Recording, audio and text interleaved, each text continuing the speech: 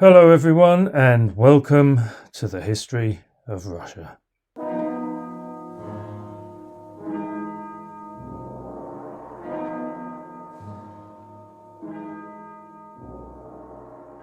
As usual, I'm Damon and this is episode 76, Perfidious Albion. Thanks for listening in.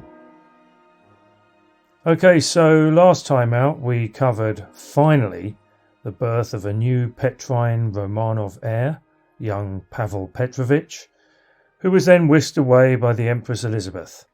We checked in on the latest situation with young Ivan VI up in Kolmogory, and we saw how Catherine, after a period of isolation, depression and self-reflection, had decided to stop turning the other cheek and stand up for herself, particularly with the Shuvalovs.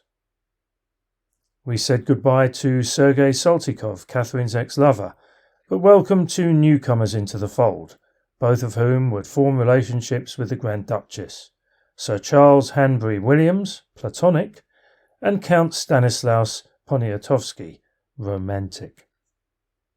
And then finally, we witnessed the signing of a new deal between Russia and Great Britain that would hopefully keep Hanover away from Frederick the Great's claws.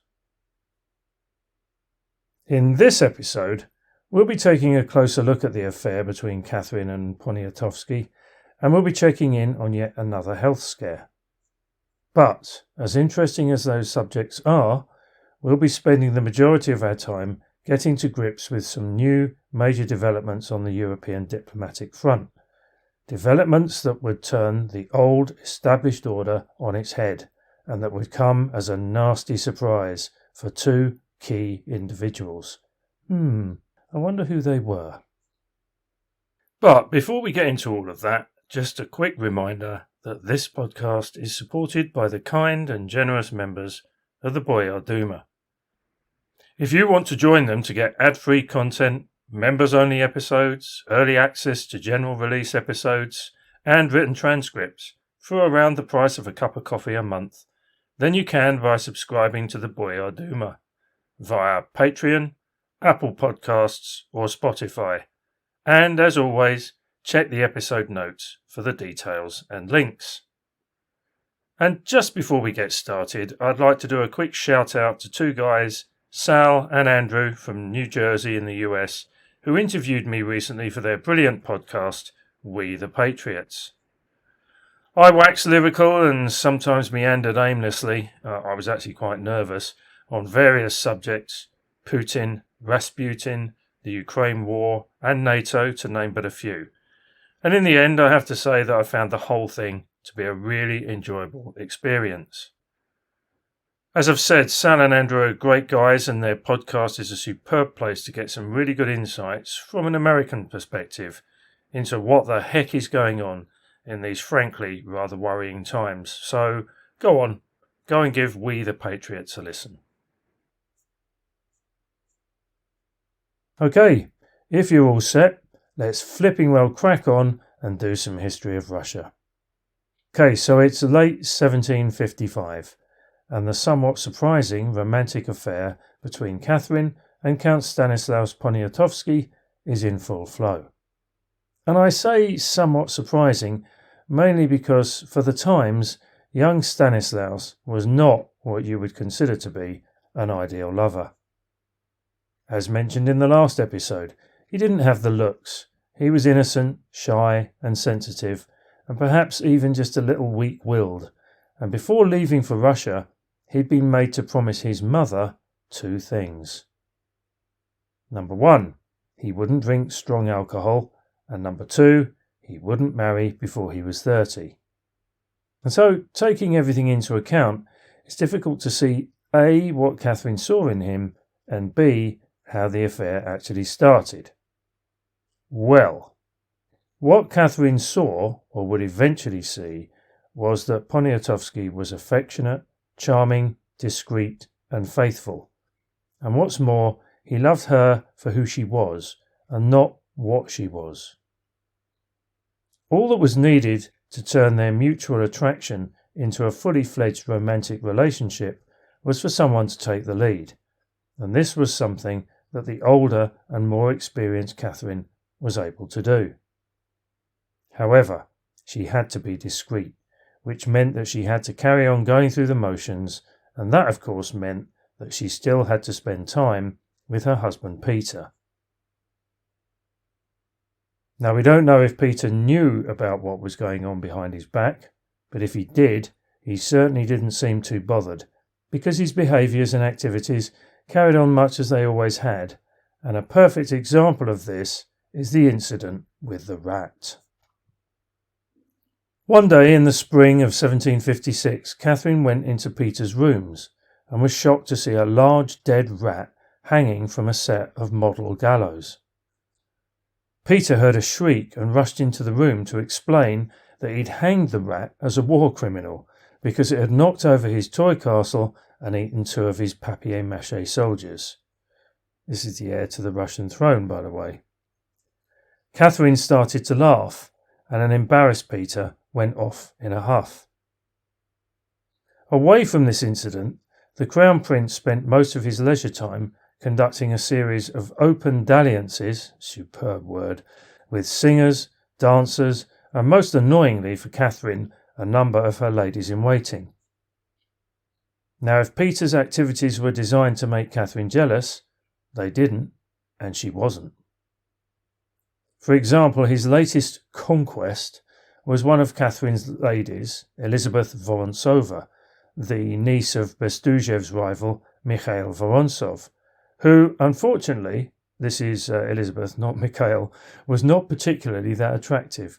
She was slightly hunchbacked, and her face was pitted with acne scars. But while she had no concerns on the envy front, Catherine was worried that her own activities were perhaps not being kept as secret and discreet as she would have liked, and so she made it crystal clear to both her husband and her ladies-in-waiting that she was not happy with the situation. Peter, as usual, tried to fight back, and he threatened to get the Empress involved, but Catherine, knowing that Elizabeth would be more concerned with Peter's own behaviour, or uninterested, or ill, called his bluff, and in the end he did nothing, let the matter drop, and slunk off to do what he did best: sulk, play with his soldiers, and interfere, mostly unsuccessfully, in the affairs of the Duchy of Holstein. But the path of true love never runs smooth, and Catherine was to find out just how much she loved Poniatowsky when in the late summer of 1756 he was recalled to Poland by Augustus III. Now, Stanislaus was no fan of Augustus III, who had succeeded his father Augustus II, or Strong, as King of Poland, Grand Duke of Lithuania, and Elector of Saxony, and Poniatowski's negative views and utterances regarding his lord and master were seen as A, embarrassing, and B, in the light of events that we'll soon get to, pro-Prussian. He was meant to come back to Russia in a matter of weeks, but when he either didn't or couldn't, a frustrated and upset Catherine used Bestuzhev's influence to engineer a speedier return by having him appointed as Poland's official liaison envoy to St. Petersburg. But when he still didn't appear, an increasingly irate Catherine demanded to know why, and Stanislaus was forced to explain that his prolonged absence was in the main, rather embarrassingly, down to his mother. He eventually came back to St. Petersburg in December 1756, and the couple were able to carry on their affair as if nothing had ever happened. And indeed, in the early part of the next year, 1757, there would be, or what some would consider to be, quite a significant turn of events.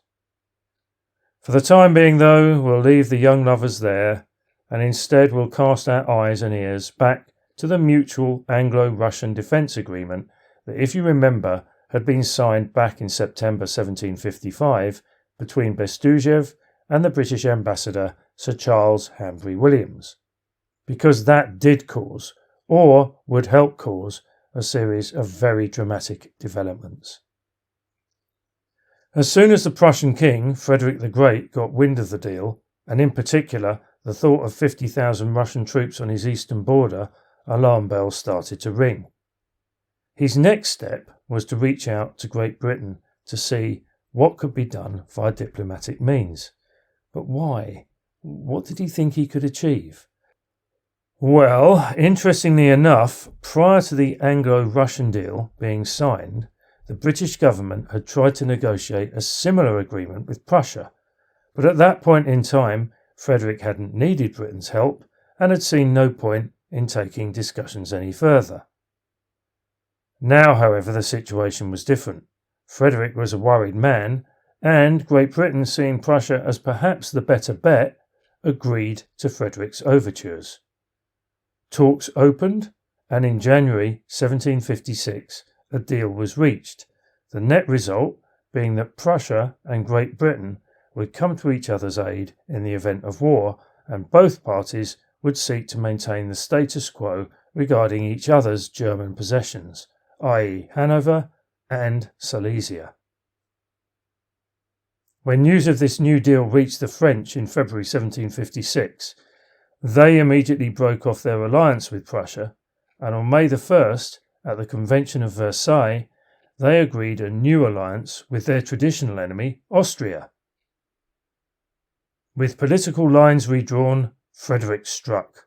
In late August, he invaded Saxony to his west with his superbly trained, provisioned and equipped army, swiftly took both Leipzig and Dresden, and incorporated the Saxon army into his own. Saxony, however, was an Austrian satellite, and so Louis XV of France promised to come to the aid of Maria Theresa of Austria as she sought to push Frederick back.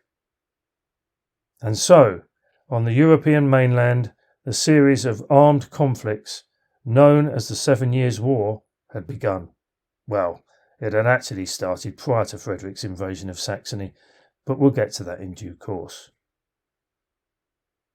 Now, and as I've previously hinted, back in Russia, Bestuzhev was caught completely off guard by these events, and was now, to put it mildly, in something of a quandary.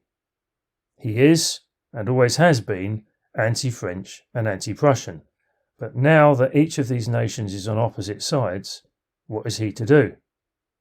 He does what I would do. He dithers, hoping against hope that something would happen that would make his life and choices easier. In the end, though, Elizabeth made his mind up for him. London tried to convince St. Petersburg that there was nothing in its agreement with Prussia that threatened Russia, but the Empress wasn't buying any of it. She held meetings with the French ambassador, or at least Mikhail Vorontsov did, and in the end she pledged Russia's aid to her old ally Austria, and got Bestuzhev to tell Hanbury Williams that the Anglo-Russian deal was off. Now, of course, none of this came as a surprise to Sir Charles, as his own government had already told him that behind his back it had signed a deal with the Prussians. But there was to be a sting in the tail, because now London expected their ambassador to remain in St. Petersburg and maintain his relationships with the Russian court, whilst at the same time championing Prussia's interests instead of Russia's. Now a lesser man, again, i.e. me, would have probably thrown in the towel, perhaps using ill health as an excuse, and engineered a face-saving return to London. But Sir Charles was made of sterner stuff, and he swung into action. With the right hand he told Bestuzhev that despite London's actions he remained a true ally of Russia, whilst with the left he made secret contact with the Prussian king, via letters that were sent backwards and forwards via diplomatic pouch, stating that he was willing to be Frederick's eyes and ears in St. Petersburg. Bestuzhev, who was now in a difficult and possibly unstable position himself, decided to trust Hanbury Williams, as did Frederick, who had no diplomatic or ambassadorial presence in Russia. And so now Sir Charles Hanbury Williams was, in effect, playing the role of double agent, picking up pieces of information and gossip via his contacts in St. Petersburg and passing them on to his new friend in Berlin, whilst pretending to be sympathetic to Russia. And of course, and as those of you with sharp minds will probably have already twigged, one of Sir Charles's key sources of information was none other than the Grand Duchess Catherine. Okay, I don't know about you, but faced with so much perfidy, I for one need a quick cup of tea and a few moments to gather my thoughts. Okay, I'm back and fully refreshed. Now, Catherine almost certainly did not know of Hanbury Williams' deception, and she continued to treat him as a valuable friend and confidant, albeit one who in reality was providing her with occasional large amounts of cash for information, which just happened to include news from Catherine's various meetings with the overall commander of the Russian army, Field Marshal Stepan Fyodorovich Apraksin. Apraksin, who incidentally was a relative of Peter the Great's admiral, Fyodor Apraksin, whose palace the Empress Anna Ivanovna had resurrected as the Fourth Winter Palace, had been introduced to Catherine by Bestuzhev, and he, Apraksin that is, had outlined his views on the current state of the Russian army, and they weren't good. Elizabeth had up to this point managed to keep Russia out of the main European conflicts, and subsequently she had paid little attention to the army, which according to Apraksin was now in a parlous state. 15 years of peace had resulted in an overall lack of experience and poor training, plus morale was low and supplies and equipment were either antiquated and or in poor condition. Obviously, this news, when it was passed on from Apraksin to Catherine, and then from Catherine to Hanbury Williams, and finally from Hanbury Williams to Frederick, allowed the Prussian king to invade Saxony with the knowledge that any interference from Russian forces to his east could probably be handled fairly easily. Catherine was playing a dangerous game here. If Hanbury Williams' deception along with the cash payments were discovered, then surely her own role in the subterfuge would have disastrous consequences. Luckily, it wasn't, and that was mainly down to two things.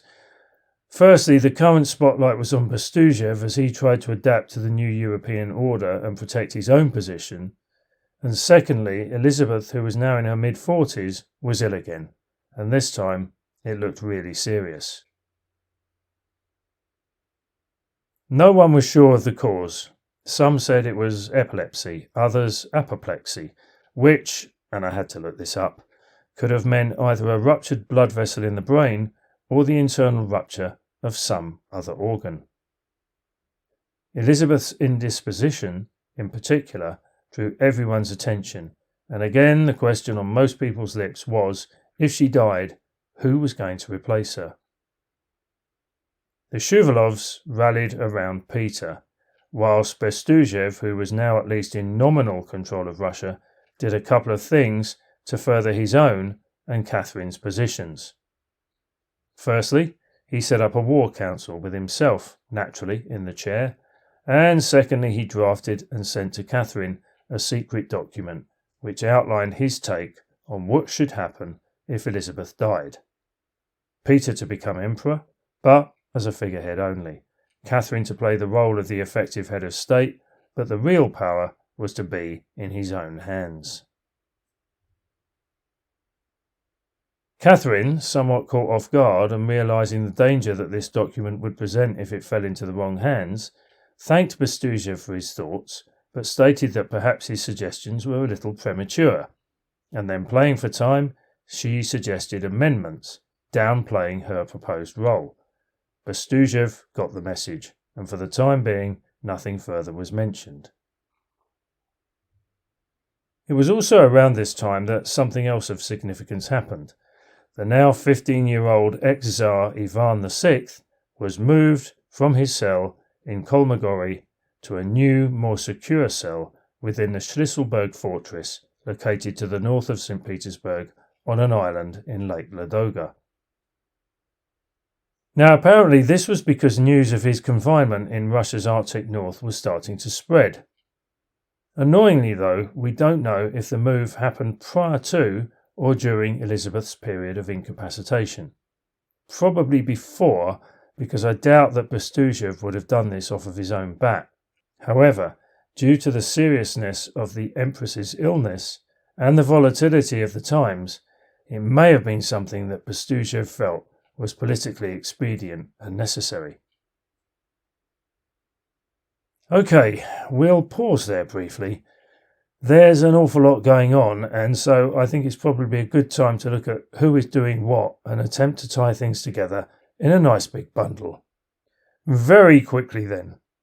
Catherine is having an affair with Poniatowsky, while her husband Peter is doing likewise with Elizabeth Vorontsova. Great Britain has snubbed Russia and got into bed with Prussia, and France, Austria and Russia are aligned against them. By the way, the term Perfidious Albion, relating to Great Britain's underhand diplomatic behaviour, wouldn't be coined by the French until the revolutionary/Napoleonic era. But I think we can all see that well before then the Brits were up to no good, although it's probably safe to say that they weren't alone in this respect. The British ambassador, Sir Charles Hanbury-Williams, is now spying on Russia for London and Berlin, and Catherine and Bestuzhev are unwittingly supplying him with information. The Empress Elizabeth is dangerously ill, Bestuzhev is worried about his future, and Ivan VI has been moved to a new cell. There, that about sums things up. Oh, I nearly forgot, there's also a war on.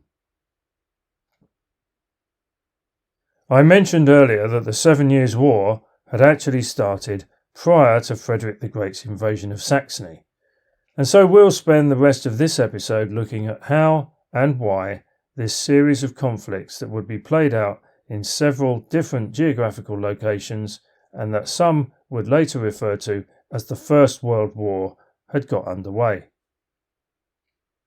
The initial cause of the war had been the economic and imperial rivalry between Great Britain and France, which had never really gone away and which hadn't been resolved during the wars of either the Spanish or Austrian successions. The actual fighting had started back in 1754 with the advent of the French and Indian War, which saw the British and French North American colonies both trying to assert their supremacy, and initially at least things did not go well for the 13 colonies and their Native American allies. But it was during the spring of 1756, on the Mediterranean island of Menorca of all places, that the European phase of the war commenced. Now, Britain had captured the Spanish island of Menorca back in 1708 during the War of the Spanish Succession, and had been officially awarded the island along with Gibraltar by the Treaty of Utrecht. But this state of affairs had rankled with the French, and in an attempt to get Spain to join the war on their side, in April they invaded and occupied most of the island. The British sent a force under Admiral John Byng to try to rescue the situation, but after a short naval battle, Byng retreated and the British governor was forced to surrender. Incidentally, Byng would in 1757 be court-martialed and then executed for his part in the proceedings, and for the time being Spain would remain neutral. Then, as we've already seen, the key European powers formed themselves into two main blocks, Britain and Prussia versus France, Austria, and later on Russia. In July, Frederick the Great, sensing that Austria would try to win back Silesia, sought assurances from Maria Theresa that this wasn't the case. But when he didn't receive a reply, Frederick, as we've already seen, decided to land the first punch, and on August the 29th, he invaded Saxony. Now, Frederick's overall aim was to replace Austria as the foremost German power, and to achieve this, he planned to occupy Saxony to his southwest, then to move rapidly further south, take the Austrian territory of Bohemia, rest over the winter, and finally advance into Austria itself and take Vienna, thereby ending the war. Nice and simple, and as we've already seen, by the autumn/fall of 1756, the first part of this three-part strategy had been successfully achieved. Saxony had been occupied, and Augustus III had been taken prisoner, although shortly afterwards Frederick would release him and Augustus would slink off to Poland. However, stage 2 of the plan, the occupation of Bohemia and the hoped-for overwintering in Prague, did not go so well. And that's because Austria had in the meantime raised an army of its own that was now threatening its former and Prussian-occupied territory of Silesia. And to counter this, Frederick had to divert some of his forces away from their main aim, which meant spending the winter in Saxony rather than Bohemia.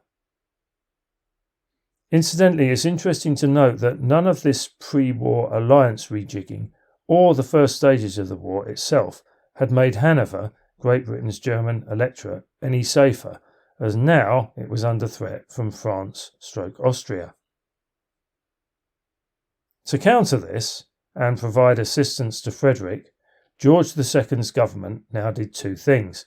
First, it sent some much-needed money and supplies to its Prussian ally, and secondly, it formed an alliance with several of the smaller Western German states to protect Hanover. London also tried to get the Netherlands to join in, but the Dutch respectfully declined and decided to remain neutral. Two other nations were to join different sides during the 7 Years' War, Portugal on the side of Great Britain and Prussia, and Sweden on the side of France, Austria and Russia. And finally, it's also interesting to note that even though Great Britain and Russia were now on different sides, they would never actually get to fight against one another. But that was more to do with the geographical distance between the two rather than anything else. Okay, we'll leave things there, I think. Join me next time when we'll be covering the year 1757, a year of widely fluctuating fortunes, which would finally see the Russian army under Field Marshal Stepan Apraxin join the fray. And so until then, dear listeners and patrons, heads down, chins up, look after yourselves, and don't do anything that I wouldn't do. Oh, and I nearly forgot, stay safe.